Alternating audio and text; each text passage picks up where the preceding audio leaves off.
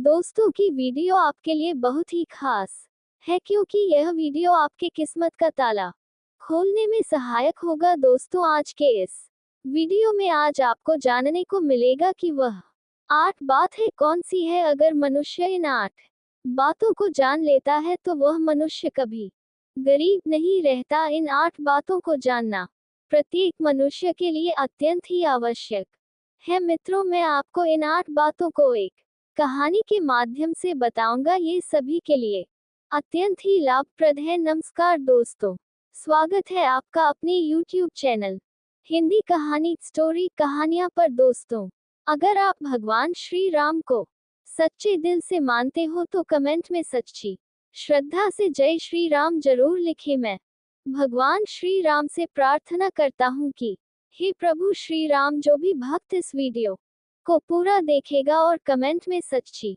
श्रद्धा जय श्री राम लिखेगा, उनके घर परिवार को सुख शांति और पति से भर देना। मित्रों, एक बार भगवान श्री कृष्ण जी के पास देवर्षि नारद जी आते हैं। तब भगवान श्री कृष्ण देवर्षि नारद जी से कहते हैं, हे नारायण भक्त नारद जी, आज आप हमारे यहाँ किस प्रयोजन से पधारे हैं। तब देवर्ष नारद जी कहते हैं कि हे प्रभु, मैं आपके पास अपने एक प्रश्न के निवारण के लिए आया हूँ। तब श्री कृष्ण कहते हैं कि कहो नारद जी, आपका कौन सा इतना अति आवश्यक प्रश्न आन पड़ा है जिसकी वजह से आप आज हमारे पास पधारे हैं। तब नारद जी कहते हैं कि हे भगवान, मुझे मनुष्यों के कल्याण के लिए आपसे 8 बातें जाननी है जो प्रत्येक मनुष्य के लिए अति आवश्यक हो, जिससे कलयुग के प्रत्येक मनुष्य का कल्याण हो सके। तब श्री कृष्ण कहते हैं कि हे देवर्षि नारद जी, आज आपने सच में संसार के कल्याण हेतु अति आवश्यक प्रश्न किया है। आपके द्वारा पूछे गए प्रश्न की वजह से संपूर्ण धरती लोक के मनुष्य का जीवन सफल हो जाएगा। परंतु हे नारद जी, मैं आपको इस प्रश्न का उत्तर एक कथा के माध्यम से दूंगा। तब देवर्षि नारद जी कहते हैं कि हे भगवान, आप उस कथा को कहिए। मैं आपके द्वारा सुनाई गई कथा को पूरा अंत तक सुनूंगा और संपूर्ण लोक जगत में विख्यात भी करूंगा। तब श्री कृष्ण कहते हैं कि हे देवर्षि नारद जी, आज तुम्हें एक अमीर बहन और गरीब भाई की कथा सुनाता हूँ। आज की कथा सुनकर तुम्हें पता चल जाएगा कि एक भाई और बहन का रिश्ता कैसा होता है और हर एक बहन और भाई को अपना रिश्ता कैसे निभाना चाहिए। साथ ही साथ तुम्हें आज की इस कथा में जानने को मिलेगा कि आखिर मनुष्य गरीब क्यों हो जाता है, वह कौन से कारण हैं जिनकी वजह से मनुष्य गरीब हो जाता है। आखिर मनुष्य द्वारा किए गए ऐसे कौन से काम होते हैं जिनको करने से मनुष्य निधन हो जाता है और गरीबी के दलदल में फंसता चला जाता है। अब श्री कृष्ण कथा को सुनाना आरंभ करते हैं और कहते हैं कि हे देवर्षि नारद जी, बहुत पुराने समय की बात है। किसी नगर में एक बहुत ही धनवान मध्यम वर्ग का एक किसान रहता था। उस किसान के घर में 2 जुड़वा संतानें पैदा हुई थी। उन दोनों जुड़वा संतानों में से एक पुत्र था और दूसरी जो संतान थी वह पुत्री थी। उस किसान ने अपने पुत्र का नाम राहुल रखा और अपनी पुत्री का नाम चित्रा रखा। इधर जब उस किसान की संतानें बड़ी होने लगी, धीरे धीरे जब उनकी आयु एक दिन विवाह के योग्य हो गई तो किसान को अपने बच्चों के विवाह की चिंता सताने लगती है। एक दिन किसान किसी कार्य से अपने पड़ोस के एक शहर में जाता है तो वहां पहुंचकर एक व्यापारी का पुत्र उसे पसंद आ जाता है और उस व्यापारी के पुत्र के साथ में वह अपनी बेटी चित्रा का विवाह कर देता है। वह किसान अपनी पुत्री के विवाह में कोई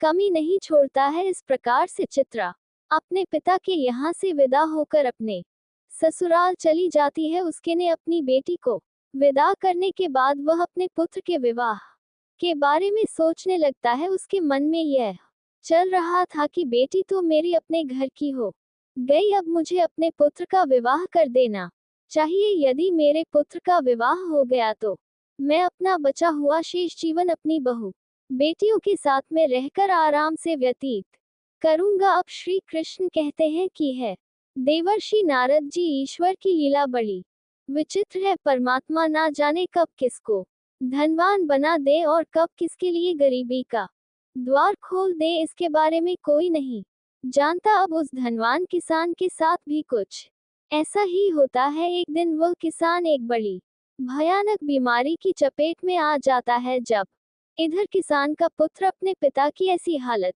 देखता है तो अपने पिता की ऐसी हालत को देखकर वह बहुत ही ज्यादा दुखी हो जाता है और उसके बाद में अपने पिता का अच्छे वैद्य से इलाज करवाता है और अपने पिता के लिए महंगी से महंगी दवाएं लेकर आता है। परंतु उसके पिताजी की हालत में कोई सुधार नहीं हो रहा था। धीरे धीरे उस किसान की धन संपत्ति सारी पिता के इलाज में चली गई। इस प्रकार अपने पिता का इलाज कराते हुए उस किसान का पुत्र अब गरीबी के कगार पर आकर खड़ा हो जाता है। परंतु फिर भी पिता की हालत में किसी प्रकार का कोई सुधार नहीं होता। जब कोई भी दवाई उस किसान की बीमारी में काम नहीं करती है तो एक दिन वह किसान अपने बेटे को अपने पास बुलाता है और अपने बेटा राहुल से कहता है कि हे पुत्र, जब भी कोई काम मनुष्य के सामर्थ्य से बाहर हो जाए या फिर उस काम का कोई समाधान ना मिले तो फिर ऐसे समय में उस काम को ईश्वर के भरोसे छोड़ देना चाहिए। इसलिए पुत्र, अब तुम मेरी चिंता छोड़ो और तुम अब अपने भविष्य के बारे में सोचो। मेरा क्या है, आज नहीं तो कल मुझे इस संसार को छोड़कर जाना ही है। परंतु तुम्हारे सामने तो तुम्हारी पूरी जिंदगी पड़ी है। मैंने तो अपने दिन बहुत ही अच्छे से चाहिए है। इसलिए है पुत्र, अब तुम मेरी चिंता करना छोड़ो और अपना विवाह करके अपनी घर गृहस्थी बसा लो। अपने पिता के मुख से इन बातों को सुनकर राहुल एकदम चुप हो जाता है। अब राहुल आखिर बेचारा कर भी क्या सकता था, उसके हाथ में कुछ नहीं था। साथ ही अब उसके घर में जो भी जमा पूंजी थी वह तो उसके पिता के इलाज में सारी की सारी पहले ही खर्च हो चुकी थी। अब राहुल अपने पिताजी से कहता है कि हे पिताजी, जैसा आपके लिए उचित लगे आप वैसा कीजिए। इसके बाद वह गरीब किसान अपने पुत्र की शादी एक गरीब घर की कन्या से करवा देता है। परंतु अब शादी के कुछ दिन बाद ही उस किसान की मृत्यु हो जाती है। इधर पिता की मृत्यु के बाद राहुल अपने पिताजी का पूरी रीति रिवाज से अंतिम संस्कार करता है। राहुल के पास जो कुछ था, खेत खलिहान, सब कुछ पिता की बीमारी के इलाज में पहले ही जा चुका था और अब राहुल के पास जो कुछ भी जमा पूंजी बची हुई थी वह पिता के अंतिम संस्कार करने के बाद प्रीति भोज में समाप्त हो जाती है। इस प्रकार से राहुल अब और भी ज्यादा गरीब हो जाता है। मित्रों, जब राहुल एक दिन बिल्कुल ही कंगाल हो जाता है तो वह गांव के बाहर जाकर अपनी पत्नी के साथ एक झोपड़ी को बनाकर रहने लगता है। राहुल पहले से ही मेहनती तो था ही, अब वह दूसरों के खेतों में मेहनत मजदूरी करके अपना और अपनी पत्नी का पेट पालने लगता है। और राहुल की बहन चित्रा, जिसका विवाह एक धनी व्यापारी के घर में हुआ था, उसे जब अपने भाई की स्थिति के बारे में पता चलता है तो वह धनवान बहन अपने भाई से घृणा करने लग जाती है। मित्रों, अब श्री कृष्ण कहते हैं कि ही देवर्षि नारद जी, कलयुग का प्रत्येक मनुष्य धन का लोभ ही होता है। जैसे वह राहुल की बहन राहुल के पास धन न देखकर अपने ही सगे भाई से घृणा करने लगी, वह मन में सोचने लगी कि मेरा भाई अब तो बिल्कुल ही कंगाल हो चुका है, उसका घर जमीन सब बिक गया है और अब उसके पास में एक फूटी कौड़ी भी नहीं बची है। यदि वह ऐसी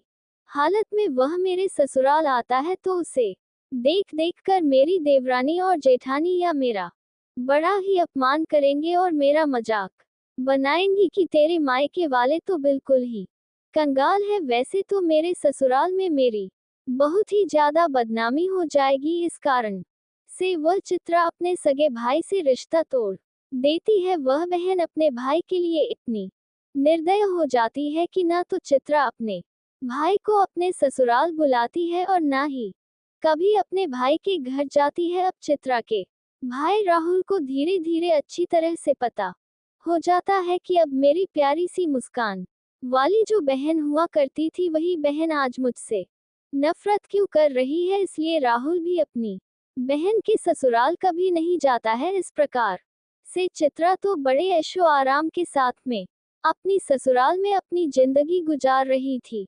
परंतु राहुल मेहनत मजदूरी करने के बाद भी अपनी पत्नी के साथ झोपड़ी में रहकर किसी तरह से अपने जीवन के दिनों को काट रहा था। अब श्री कृष्ण कहते हैं ही देवर्षि नारद जी ऐसे ही करते करते कुछ साल गुजर जाते हैं। अब चित्रा की भी संतानें बड़ी हो चुकी थी। कुछ साल गुजरने के बाद एक दिन राहुल की बहन चित्रा के लड़के का विवाह तय हो जाता है, लेकिन राहुल की बहन चित्रा अपने भाई को निमंत्रण का आमंत्रण नहीं भेजती। जब राहुल को इस बात का पता चलता है कि उसके भांजे की शादी होने वाली है तो इस बात को सुनकर राहुल प्रसन्न हो जाता है और अपनी नहीं के पास जाकर इस बात की खबर देता है। राहुल की का नाम देवयानी था। जब राहुल अपनी पत्नी देवयानी को यह बातें बताता है कि मेरी बहन के बेटे की शादी है और हम सभी को बहन के घर जाना है। अब राहुल की पत्नी को इस बात की जानकारी होती है कि नंद के बेटे की शादी है, तो वह इस बात को सुनकर अत्यंत ही खुश हो जाती है। अब वह सोचने लगती है चलो इसी बहाने से सही कम से कम मैं अपनी ननंद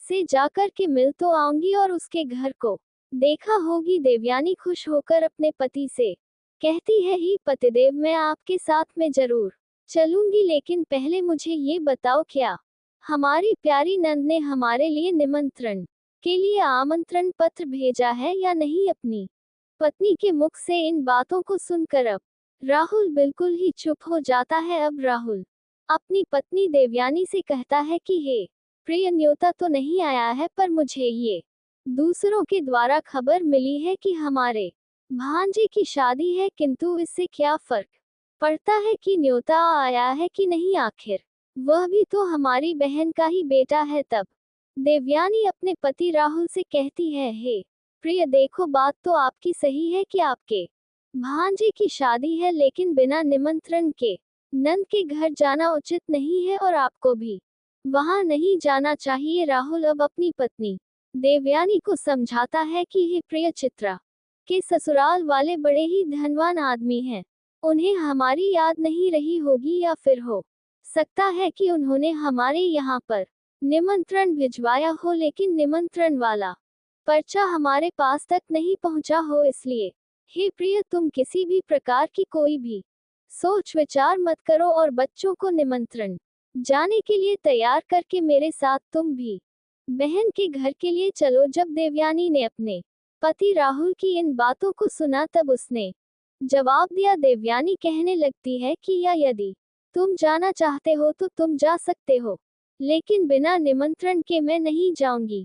राहुल ने जब अपनी पत्नी के मुख से ऐसी बातें सुनी तो रोहित कहता है ठीक है, यदि तुम्हारी यही इच्छा है तो तुम बच्चों के साथ घर पर ही रहो, मैं अकेला चित्रा के ससुराल के लिए चला जाता हूँ। यदि मैं अपनी बहन के ससुराल नहीं गया तो मेरी बहन की देवरानी और जेठानी आप मेरी बहन को ताना मारेगी और कहेंगे कि खर्चा ना हो जाए, इसलिए तेरा भाई नहीं आया। अब इतना कहकर कि राहुल घर के अंदर से बाहर चला जाता है। अब श्री कृष्ण कहते हैं देवर्षि नारद जी, अब राहुल जो था वह बहुत ही ज्यादा गरीब हो चुका था। राहुल के पास चावल और वस्त्र खरीदने के लिए पैसे नहीं थे। अब राहुल अपनी बहन के घर जाने के लिए वह अपने मित्र से थोड़े से पैसे उधार लेता है। अब राहुल ने उधार लिए हुए पैसों से अपनी बहन चित्रा और अपने बहनोई के लिए सुंदर सुंदर वस्त्र खरीदता है और उन कपड़ों को लेकर के अपनी बहन के ससुराल के लिए चल देता है। पैदल चलते चलते राहुल को सुबह से शाम हो जाती है। तब वह अपनी बहन के दरवाजे पर पहुंचता है और दरवाजे के एक तरफ जाकर के खड़ा हो जाता है। राहुल बेचारा दरवाजे पर खड़े होकर अपनी बहन चित्रा के आने का इंतजार कर रहा था। तभी चित्रा की जेठानी की नजर राहुल पर पड़ जाती है और वह राहुल को पहचान लेती है। राहुल को देखने के बाद चित्रा की जेठानी जाकर चित्रा से बताती है कि है चित्रा, आज तेरा भाई तेरे घर आया है, जाकर देख तेरा भाई तेरे दरवाजे पर खड़ा है। जब चित्रा ने अपनी जेठानी के मुख से ऐसी बातों को सुनती है तो वह अपनी जेठानी से पूछने लगती है कि है बहन, यदि तुमने मेरे भाई को द्वार पर खड़ा देखा है तो मुझे ये बताओ, मेरा भाई मेरे ससुराल में किस हालत में आया है और मेरे भाई ने आखिर कैसे कपड़े पहने हैं। अब चित्रा की जेठानी कहती है कि तुम्हारा भाई फटे पुराने वस्त्र पहनकर तुम्हारे द्वार पर खड़ा है, वह तुम्हारे आने का इंतजार कर रहा है। ये सुनकर चित्रा गुस्से से भर जाती है और सभी से नजरों को बचाते हुए अपने भाई के पास पहुंचती है। राहुल जब अपनी बहन चित्रा को अपने पास आते हुए देखता है तो खुशी के मारे उसका चेहरा खिल उठता है। अपनी बहन को देखकर कि राहुल की आंखों में आंसू आ जाते हैं। उसके बाद चित्रा अपने भाई को अपने साथ में लेकर सबकी नजरों से बचाते हुए अपने घर के अंदर सबसे अंदर ले जाती है और पूछने लगती है कि हे भाई, तुम्हारे पास आखिर किसने निमंत्रण भेजा था जो तुम यहाँ चले आए। तब राहुल कहता है, बहना, तुमने तो अपने भाई को बिल्कुल भुला ही दिया है, परंतु मुझे किसी से पता चला कि मेरे भांजे की शादी है, इसीलिए मैं तुम्हारे लिए और तुम्हारे बेटे के लिए नए कपड़े लेकर आया हूँ। अपने भाई के मुख से इन बातों को सुनकर कि चित्रा कहने लगती है, हे भाई, तुम्हें इस तरीके से बेशर्म की तरह मेरे घर नहीं आना चाहिए था। तुम इस तरीके से फटे पुराने कपड़े पहनकर मेरे घर तक चले आए, यह मेरे लिए बड़े इलाज की बात है। कम से कम अपनी नहीं तो मेरी इज्जत, मेरे मान सम्मान का ख्याल तो किया होता। आखिर तुम्हारी तो कोई इज्जत नहीं, कम से कम तुमने हमारी इज्जत के बारे में तो सोचा होता। चित्रा के मुंह से ऐसे कटु शब्द सुनकर वह मजबूर भाई का कलेजा छलनी हो जाता है। अब श्री कृष्ण कहते हैं, देवर्षि नारद जी। तब राहुल अपनी बहन के पैरों में गिरकर माफी मांगने लगता है। राहुल कहता है, हे बहन, मुझे क्षमा कर दो। मुझे नहीं पता था कि मेरी वजह से यहाँ तुम्हारी बदनामी होगी। मैं तो हमेशा से यही चाहता हूँ कि तुम्हारी बदनामी ना हो, तुम्हारी देवरानी जेठानी तुम्हें ताना ना मारे, इसीलिए तो मैं तुम्हारे लिए नए वस्त्र लेकर आया हूँ। यदि मुझे यह बातें पहले ही पता होती कि तुम मेरी वजह से इतनी आहत हो जाओगी कि तुम्हें मेरे आने से इतना बुरा लगेगा, तो मैं तुम्हारे दरवाजे पर कभी नहीं आता। मैं तो ये सोचकर आया था कि मेरे भांजे की शादी है, यदि मैं नहीं पहुंचा तो मेरी बहन की देवरानी यानी मेरी बहन को ताने मारे गए। चित्रा को राहुल की बात को सुनकर गुस्सा जब थोड़ा सा शांत होता है तब वह राहुल से कहती है, चलो, जब तुम आ ही गए हो तो मेरी एक बात तुम कान खोलकर सुन लो। जब तक मेरे बेटे की शादी नहीं हो जाती तब तक इस जगह पर बंद रहना और भूलकर भी इस कमरे से बाहर निकलने की गलती मत करना, वरना तुम्हें देखकर लोग कहीं होंगे चित्रा का भाई तो भिखारी है। जब सभी मेहमानों के लिए भोजन बन जाएगा तो मैं तुम्हें भोजन की थाली इस कमरे में पहुंचा दूंगा। तुम भोजन खा करके चुपचाप पिछले दरवाजे से अपने घर को चले जाना। राहुल कहता है, ठीक है बहना, मैं आज रात को ही तुम्हारे घर से अपने गांव के लिए चला जाऊंगा, मगर मेरी तुमसे एक विनती है। मैं तुम्हारे लिए और जीजा जी के लिए जो कपड़े लाया हूँ, तुम उन कपड़ों को रख लो, उन्हें मैं तुम्हारे लिए बड़े प्यार से लाया हूँ। चित्रा ने अपने भाई से कपड़ों को लेकर कमरे के बाहर चली जाती है और जाते समय बाहर से उस कमरे की कुंडी लगा जाती है। राहुल उस कमरे में बैठकर अपनी बहन के वापस आने का इंतजार करने लगता है। अब श्री कृष्ण कहते हैं, देवर्षि नारद जी, इधर राहुल उस कमरे में बैठा हुआ अपनी बहन के लौटने का इंतजार कर रहा था कि मेरी बहन मुझे भोजन खिलाने के लिए लौटकर वापस आती ही होगी, आज तो मुझे स्वादिष्ट भोजन खाने को मिलेगा। परंतु राहुल को क्या पता था कि वह निर्मोही बहन अपने भाई को उस कमरे में बंद करके अपने घरेलू काम धंधे में लग चुकी है और भाई के लिए भोजन देना भूल चुकी है। राहुल की बहन चित्रा शादी के काम धंधे में इतनी ज्यादा खो जाती है कि अब उसे याद ही नहीं रहता कि मेरा भाई मेरे यहाँ कमरे में बंद है और वह मेरे लौटने का इंतजार कर रहा है। अब जैसे जैसे समय बीतने लगता है, भूख प्यास की वजह से राहुल अब छटपटा लगता है और उसकी हालत भी खराब होने लगती है। तब राहुल अपनी बहन को आवाज लगाता है, लेकिन उसकी आवाज को कोई भी नहीं सुनता है। चित्रा का घर बहुत बड़ा था। चित्रा ने अपने भाई को सबसे किनारे वाले कमरे में बंद किया था और उधर कोई आता जाता भी नहीं था और चित्रा शादी की रस्मों में व्यस्त थी। इस तरह से राहुल को उस कमरे में पड़े पड़े 2 दिन बीत जाते हैं। अब श्री कृष्ण कहते हैं कि है देवर्षि नारद जी। अब इधर राहुल को पत्नी और बच्चों की याद आती है। राहुल सोचता है, यदि यहाँ कोई नहीं आया तो मैं भूखा प्यासा इसी कमरे में मर जाऊंगा। यदि मैं मर गया तो मेरी पत्नी सहित बच्चों का क्या होगा? मेरे ना होने पर कैसे मेरी पत्नी बच्चों का पालन पोषण करेगी? यही सब कुछ सोचते सोचते और कमजोरी की वजह से राहुल बेहोश होने लगता है। तभी किसी काम की वजह से चित्रा की जेठानी कमरे के पास से गुजरती है। जब राहुल के कानों में किसी के आने की आवाज सुनाई देती है, राहुल अपनी पूरी ताकत से उस कमरे का दरवाजा पीटने लगता है। जब चित्रा की जेठानी के कानों में उस दरवाजे को पीटने की आवाज जाती है तो वह दरवाजे को खोलकर देखती है तो अंदर को देखकर वह चौंक जाती है और राहुल से पूछने लगती है, हे भाई, तुम्हें इस कमरे में किसने बंद किया है? राहुल इस बात का कोई जवाब नहीं देता है, क्योंकि वह अपनी बहन को उसकी ही जेठानी की नजरों में गिराना नहीं चाहता था। परंतु जब चित्रा की जेठानी ने दोबारा पूछा तो राहुल झूठ मूठ कह देता है कि मैं इस कमरे में आराम कर रहा था, तभी किसी ने गलती से बाहर से दरवाजे की कुंडी लगा दी और मैं इस कमरे में बंद हो गया। बहन, यदि तुम आज नहीं आती तो मेरे प्राण चले जाते। और इतना कहने के बाद राहुल घर के पिछले दरवाजे से चुपचाप बाहर निकल कर चला जाता है। राहुल बेचारा 3 दिन का भूखा प्यासा था। वह चुपचाप अपने घर की तरफ कुचल देता है। अंत में वह चलते चलते काफी दूर निकल जाता है तो भूख प्यास के मारे उससे ठीक से रास्ते पर चला भी नहीं जा रहा था। उसे कदम चलते ही चक्कर आने लगता है। जब राहुल चलते चलते खूब थक जाता है और जैसे ही राहुल का सिर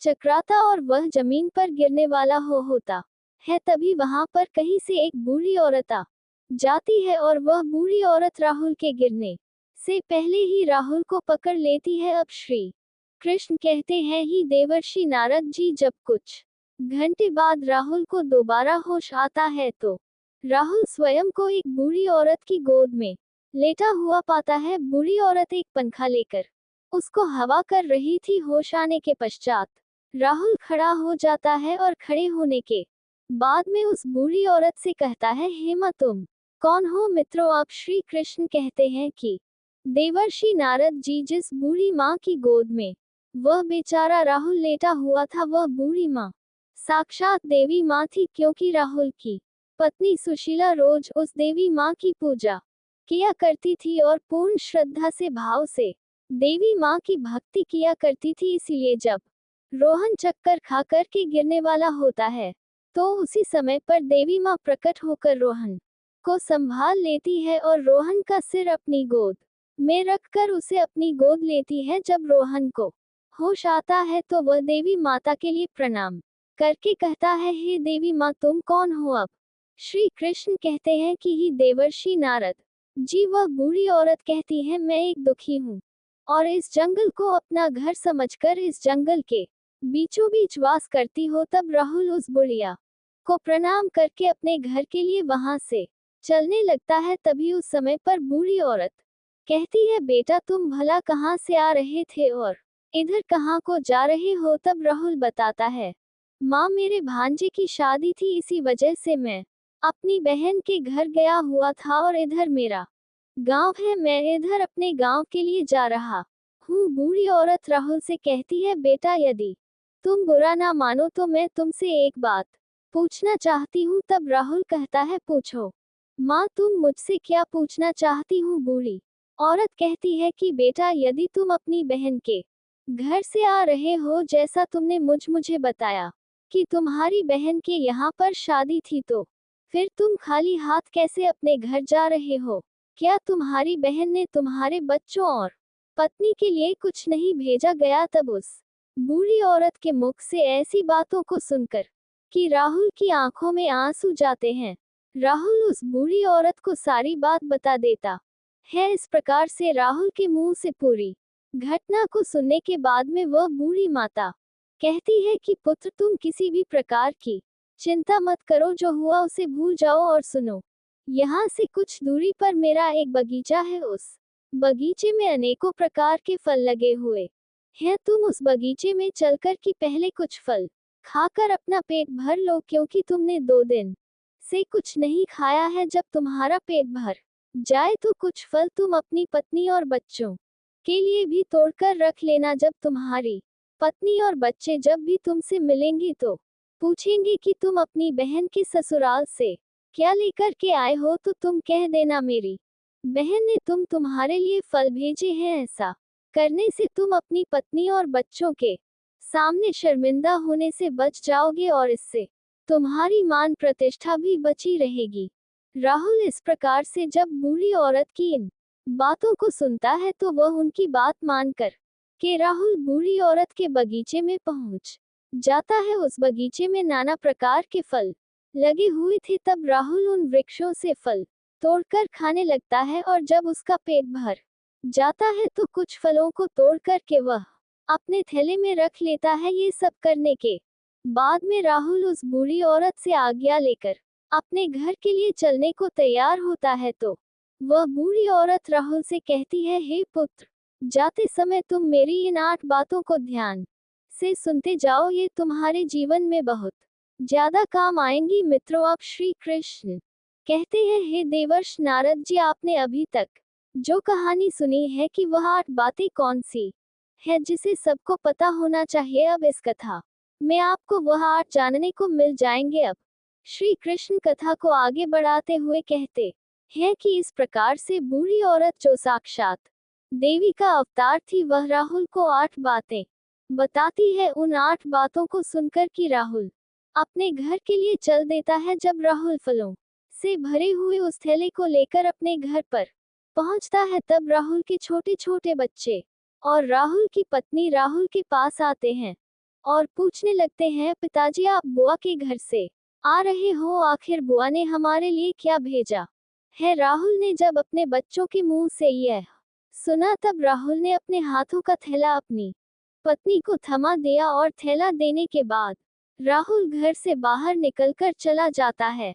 राहुल के जाने के बाद में राहुल की पत्नी जब उस थैले को खोलकर देखती है तो थैले के अंदर का नजारा देखकर राहुल की पत्नी एकदम से हैरान रह जाती है। देवयानी थैले में देखती है कि वह थैला पूरा सोने चांदी के रूप में बने फलों से भरा हुआ है। राहुल जो फल लाया था उसमें से कुछ अनार भी थे। जब राहुल की पत्नी ने अनार को तोड़ा तो अनार के फलों से हीरे निकलते हैं। ये सब देख के राहुल की पत्नी बहुत खुश हो जाती है। भागी भागी अपने पति के पास में पहुंचती है और अपने पति के पास पहुंच करके अपने पति से कहती है कि हे प्रिय, तुम तो शादी में गए थे और आखिर तुम लेकर के आए हो अपनी पत्नी की इन बातों को सुनकर राहुल सोचने लगता है कि मेरे घर वालों को शायद फल पसंद नहीं आ होंगे, इसीलिए मेरी पत्नी मुझसे ऐसी बात पूछ रही है। मुझे तो अपने बच्चों के लिए लड्डू प्रेरणा लेकर आना चाहिए था। तब राहुल अपनी पत्नी से कहता है, हे प्रिय बहन ने जो कुछ भी भेजा है वह मैंने लाकर तुम्हें दे दिया। अब जो कुछ भी थैले में है उसे ही बच्चों को बांट कर दे दो। तब पत्नी कहती है, हे प्रिय, पहले तुम घर के अंदर चलो और घर पर चलकर देखो तो कि तुम्हारी बहन ने तुम्हारे लिए क्या भेजा है। ये कहकर देवयानी अपने पति के हाथ को पकड़कर घर के भीतर ले जाती है और अपने पति से कहती है, इसे जरा देखिए तो सही, आखिर हमारी नंद ने हमारे लिए क्या भेजा है। और इतना कहकर देवयानी राहुल के सामने थैले को पलट देती है। थैला पलटते ही अंदर से हीरे मोती सोना चांदी निकलते हैं। देवयानी कहती है कि आखिर हमारी नंद ने तो हमारा भाग्य ही बदल दिया, उन्होंने फलों में छुपा करके हीरे मोती भेजे हैं। जब यह नजारा राहुल देखता है तो उसे समझ आ जाता है कि मुझे जो रास्ते में जो बूढ़ी औरत मिली थी वह कोई साधारण औरत नहीं थी, वह बूढ़ी औरत कोई देवी माँ थी। लेकिन इस बारे में राहुल अपनी पत्नी से कुछ भी नहीं बताता है और मन ही मन उस बूढ़ी औरत का धन्यवाद करता है। अब इस प्रकार से राहुल को बहुत सारा धन मिल जाता है। राहुल पहले की तरह फिर से धनवान बन जाता है। कुछ समय बाद राहुल अपनी पत्नी और बच्चों के लिए एक अच्छा सा आलीशान महल बनवा है और बड़ी शान और शौकत के साथ राजा महाराजाओं की तरह उस महल में रहने लगता है। और सभी नगर के लोग भी राहुल को ऐसा देखकर कि उसका मान सम्मान करने लगते हैं। धीरे धीरे करके इधर जब राहुल का महल तैयार हो जाता है, जब उसकी राजा महाराजाओं जैसी शान शौकत हो जाती है, तो एक दिन राहुल की पत्नी सुशीला अपने पति से कहती है कि हे प्रिय, बहुत ही जल्द सावन का महीना आने वाला है और सावन के महीने में सभी स्त्रियां अपने पति के घर जाती हैं। इसलिए तुम भी अपनी बहन के ससुराल जाओ और मेरी नंद को मेरे घर बुलाकर लाओ। इसी बहाने से वह अपने नहर को घूम जाएंगे, इसी बहाने से मैं भी अपने ननंद से मिलूंगी। राहुल जब अपनी पत्नी की ऐसी बात सुनता है तो राहुल अपनी पत्नी के कहने पर एक बार फिर से अपनी बहन के ससुराल चल देता है और कुछ समय के बाद ही अपनी बहन के ससुराल पहुंच जाता है।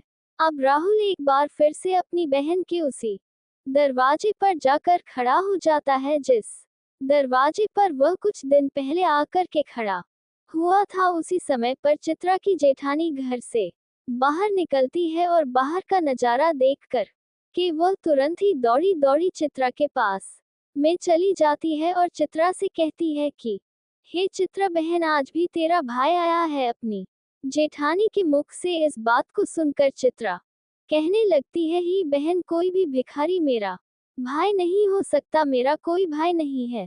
दरअसल चित्रा ऐसा इसलिए कह रही थी क्योंकि चित्रा इस बार भी अपने भाई को वही भिखारी ही समझ रही थी, लेकिन जब उसकी जेठानी बताती है कि चित्रा, तुम्हारा भाई आज भिखारियों की तरह नहीं, राजा महाराजाओं की तरह आया है। तुम्हारे भाई को देखकर ऐसा लग रहा है मानो जैसे वह किसी देश का राजा महाराजा हो। तुम्हारे भाई के आगे पीछे सैनिक है। तुम्हारे दरवाजे पर एक बड़ी सुंदर सजी हुई रथ गाड़ी खड़ी है, भला एक बार जाकर तो देखो। अब चित्रा ने अपनी जेठानी के मुख से इन बातों को सुनती है तो उसे अपनी जेठानी की बातों पर किसी प्रकार का कोई यकीन नहीं होता है और सच्चाई जानने के लिए अपने भाई को छुपकर देखने लगती है। सही चित्रा ने अपने भाई के उस रूप को देखा तो अपने भाई के ठाट बाट को देखकर के चित्रा एकदम चकित रह गई। वह सोचने लगती है कि कल तक तो मेरा भाई बिल्कुल ही भिखारी था, उसके पास तो पहनने के लिए वस्त्र भी नहीं थे, फिर अचानक एकदम से वह इतना अमीर कैसे बन गया। अब तो राहुल की बहन चित्रा आरती का थाल सजाकर अपने भाई की आरती उतार लगती है। उसके बाद में चित्रा अपने भाई का बड़े ही आदर के साथ अपने घर में बुलाकर ले जाती है और अपने भाई से कहती है भैया, मुझे क्षमा कर दीजिए, मेरी वजह से तुम्हें बहुत ज्यादा कष्ट और शर्मिंदगी उठानी पड़ी है। अपनी बहन के मुख से इन बातों को सुनकर कि राहुल कहने लगता है कि बहना, कोई बात नहीं, उस समय पर हमारे दिन कुछ अच्छे नहीं थे, तुम्हारी गलतियों के लिए मैंने तुम्हें पहले ही क्षमा कर दिया था। बहन, अब तुम इन बातों को छोड़ो और मेरे साथ मेरे घर चलने की तैयारी करो। बहन, मैं तुम्हें बुलाने के लिए आया हूँ, अब तुम्हें मेरे साथ में मेरे घर चलना है। तुम्हारी भाभी ने तुम्हें बुलाने के लिए मुझे भेजा है। इतना सुनकर के चित्रा अब खुशी खुशी अपने भाई के घर पर चलने के लिए तैयार हो जाती है और तैयार होकर के चित्रा अपने भाई के रथ में बैठ जाती है। इस तरीके से जब राहुल की बहन अपने नहर में पहुंचती है तो अपने भाई की शान शौकत को देखकर एकदम से दंग रह जाती है। वह देखती है कि एक भव्य आलीशान महल है और महल के अंदर अनेक प्रकार के नौकर चाकर लगे हैं और अन्न के भंडार भरे हुए हैं। कमला अपने भाई की ऐसी स्थिति को देखकर एकदम से हैरान रह जाती है और महल में पहुंचने के बाद राहुल की पत्नी भी अपनी नंद की खूब सेवा करती है, 7 दिनों तक अपनी पलकों पर बिठाकर रखती है। राहुल की पत्नी सुशीला को लगता था कि यह सब शानो शौकत हमारी ननंद की वजह से है। नंद की मदद के कारण ही हम इस मुकाम पर पहुंचे हैं, क्योंकि राहुल ने कभी अपनी पत्नी को अपने अमीर होने की बात नहीं बताई थी, क्योंकि अब राहुल वह जानता था कि यह सब चित्रा की वजह से नहीं, देवी माँ के आशीर्वाद से हुआ है। राहुल की पत्नी देवयानी इस बात से अवगत नहीं थी। यह सोच के देवयानी अपनी नंद की खूब ज्यादा सेवा करती है और अपनी नंद का खूब ख्याल रखती है। कुछ दिन बीतने के बाद जब राहुल की बहन अपने ससुराल जाने को तैयार होती है तो राहुल की पत्नी देवयानी अपने पति से कहती है, हे प्रिय, कल तुम्हारी बहन अपने घर जाएगी, इसलिए तुम बाजार जाओ और बाजार जाकर अपनी बहन के लिए कोई अच्छा सा तोहफा लेकर आओ।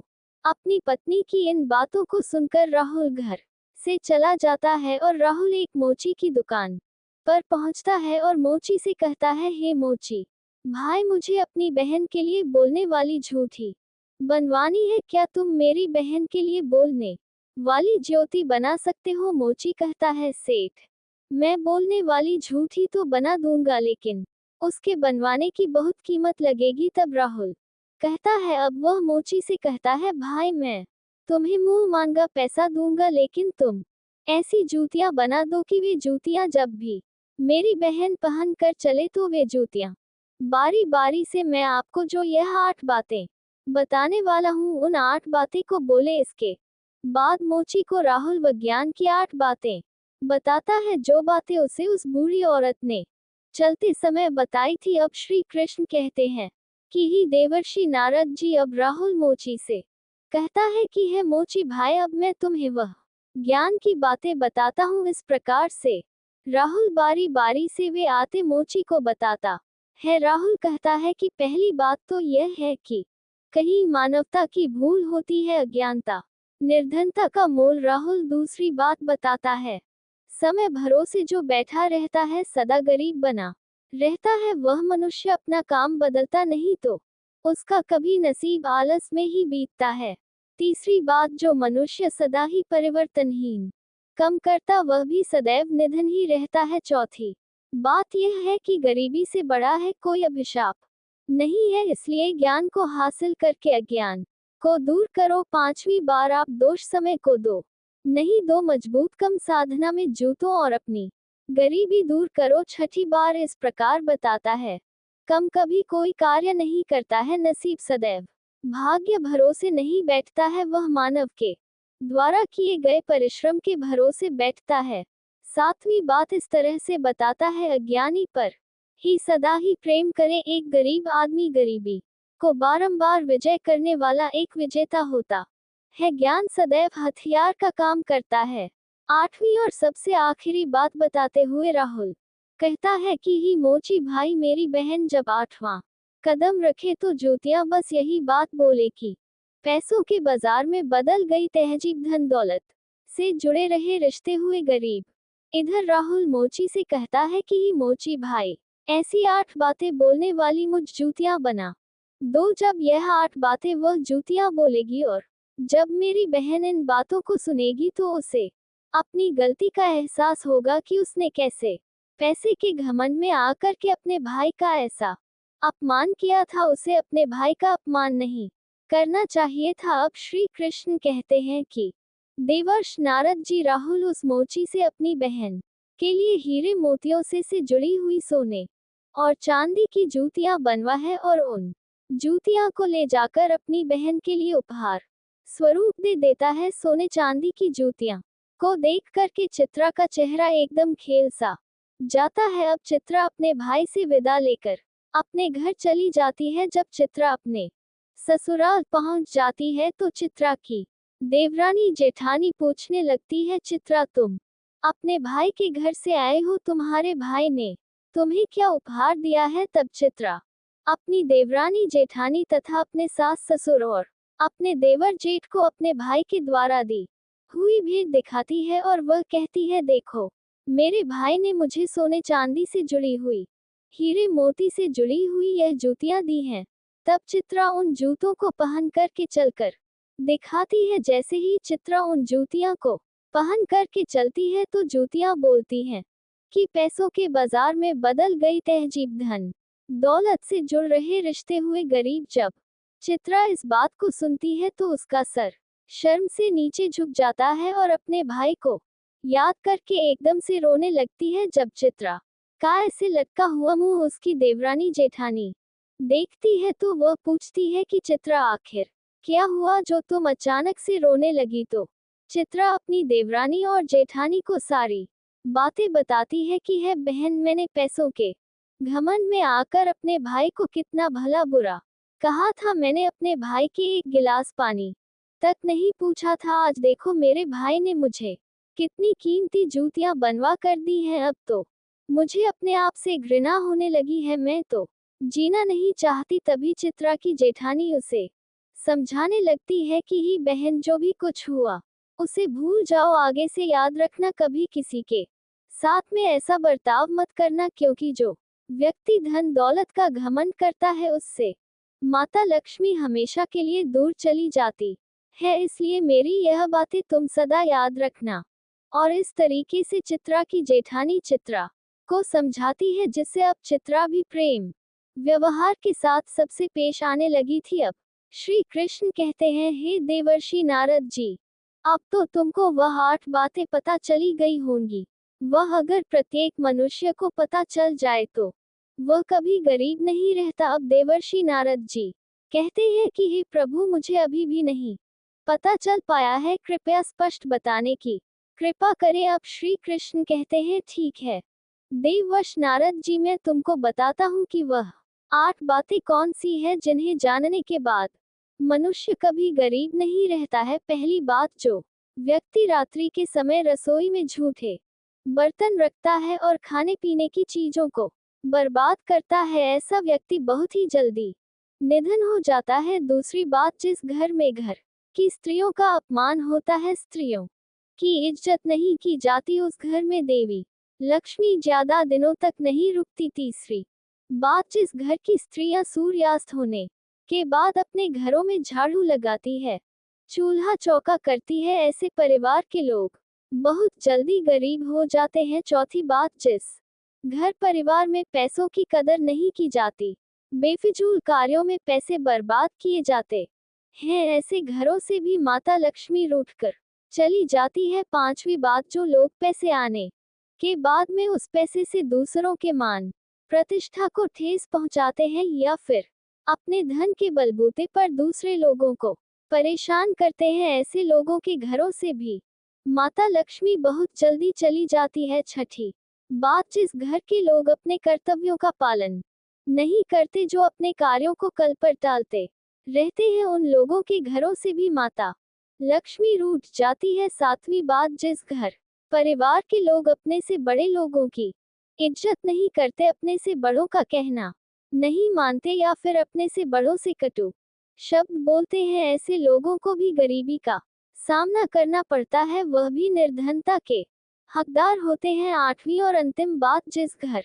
में परिवार के लोग अपने मेहमानों का सम्मान नहीं करते, अपने मेहमानों का आदर भाव नहीं करते या फिर अपने दरवाजे से किसी भी मनुष्य को खाली हाथ लौटा देते हैं, ऐसे लोगों के यहाँ से भी माता लक्ष्मी नाराज होकर चली जाती है। अब जो भी मनुष्य इन 8 बातों को हमेशा गांठ में बांध कर रखता है, उसका भाग्य उसी तरह से उज्जवल हो जाता है जैसे राहुल का भाग्य उज्जवल हुआ। अब श्री कृष्ण कहते हैं, ही देवर्षि नारद जी, अब तो आपको आपके प्रश्न का उत्तर भी मिल गया होगा और उन 8 बातों के बारे में भी पता चल गया होगा। तब देवर्षि नारद जी कहते हैं, हे माधव, आपके आशीर्वाद से मुझे सब कुछ मालूम हो गया है। आपका मुझे इस प्रकार का ज्ञान देने के लिए शत शत नमन। मित्रों, इस प्रकार माया का कभी घमंड नहीं करना चाहिए।